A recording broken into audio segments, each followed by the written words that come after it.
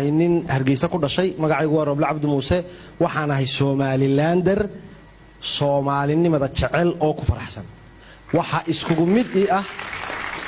Professor Afyar Cilmi Professor Bulxan iyo Xuseen Cabdi Xalane waa saddex nin oo iisiman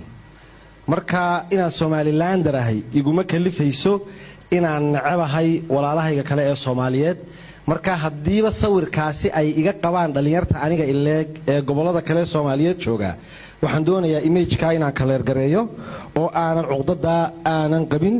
waxaan saaka sawir la gelay oo isku sii ugu faraxsanaa wasiir Maxamed Biixi Yunis wasiir Xirsi iyo wasiir Maryam Qaasin waxa saaxiibkaya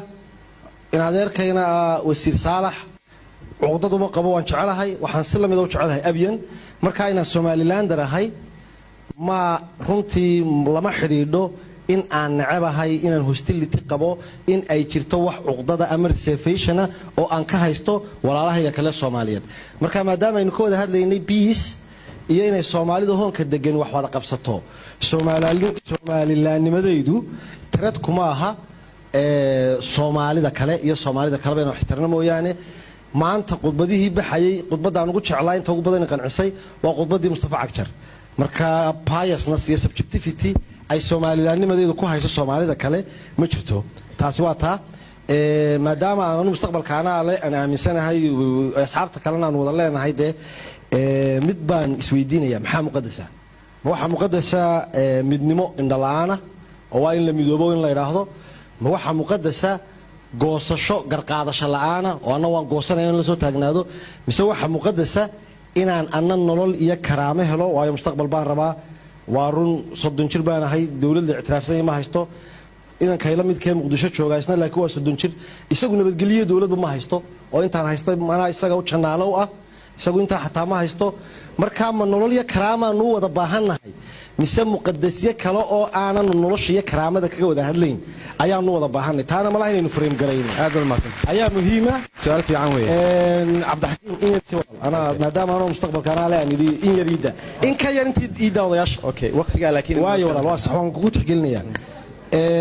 waxa kale oo doonayaa inaan yadna taabto siyaasiga Soomaaliyeed ee aaminsan inay Somaliland Soomaaliya ka mid tahay ee dastuurkiisa ay ku qoran tahay Soomaaliyada oo maamulaa inay tahay Kismaayo ilaa all the way to Saylac waxaan yar qaadan waayaa haddana aaminsan maalinta dhalinyarada Soomaaliyeed iyo professoradiina badidooda Soomaalida ee aaminsan maalinta dhalinyarada Soomaaliyeed oo hadda hargeysanayna ka mid tahay aaminsan tihiin waa 15 May waa maalintii SYL which has nothing to do with me aniga Ingiriis bay gumaystay Ingiriis SNL bay xoogay SN geesiyaal kama aha xaqaaga maalintii SNL la sameeyay ma taqaanaan marka 15 May karaamada ay SYL oo Talyaani xorriyadda ka qaadatay ay dheer tahay SNL oo Ingiriiska xorriyadda ka qaadatay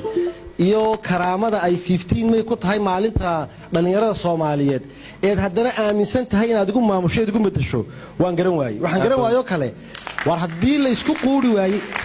ama hasatiin haddii la isku quuri waayay taariikhaha wanaagsan ma waxa la isku quuri waayay dhibaatada haddaan idin weydiiyo Soomaaliya goormuu dagaalka sokeeye ka bilaabmay waxaad odhanaysaa 1991 aniga laakiin hooyaday anoo jira 2 bilood waxay qaxday 88 May 31st ayay Hargeysa ka qaxday diyaarad qixisay marka dagaalka sokeeye maalintii Muqdisho ka qaraxdo bilaabmay mise maalintii ummad calanka aaminsanayd maalinta oo aan goosanani ay qaxday ayuu bilaabmay marka maalintii dhalinyarada haddaan dhaafo xitaa dagaalka sokeeye goortu qarxay oo dhibtii iyo heshiis kuma nihin oo sheerir kuma nihin waan ka bixi walaal inaan cuqdadi jirin halka ugu dambeysaan idin geeyni anigu Roble Cabdi Muuse Maxamed baa la yiraahdaa adeerkay waxa la yiraahdaa Maxamed Muuse Maxamed liisaska officialka ee yaalo wuxuu ka mid yahay dadkii lagu laayay xasuuqii Jasiira anigu laakiin Roble anoo haddaan Muqdisho yimaado meelaha aan ugu jecelahay inaan tagan ku soo dabaasho een sawir ku soo galo waxa ka mid ah Jasiira oon tagaa marka inaynu sab attach garayno oo khalad iska fahmaa ma fiicna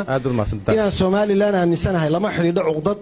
lama xiriidho cid baa cid laysay xitaa haddii apologies-kii marka laga wada hadlayo xisbiga ka hadlayeen la bixiyo weli waxaynu u baahanay inaynu ka wada hadalno maxaa mustaqbal san saynu ku heli karnaa halkee barwaaqa taalo dood saasoo constructive u baahannahay midna waan codsanayaa ugu dambayn anuu ma aaminsani inanka jigjiga joogaa inuu necab yahay ma aaminsani inanka jabuuti joogaa inuu necab yahay ma aaminsani inanka muqdisho joogaa inuu necab yahay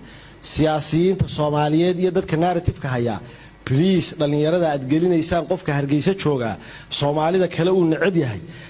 naga joojiya ma necbine on top of that ما نعبين وقضيات بلطة كلام بأنه أمسنا سومالي مدنون نقدر حيسا ما سنت عبد الحكيم والسلام يا الله.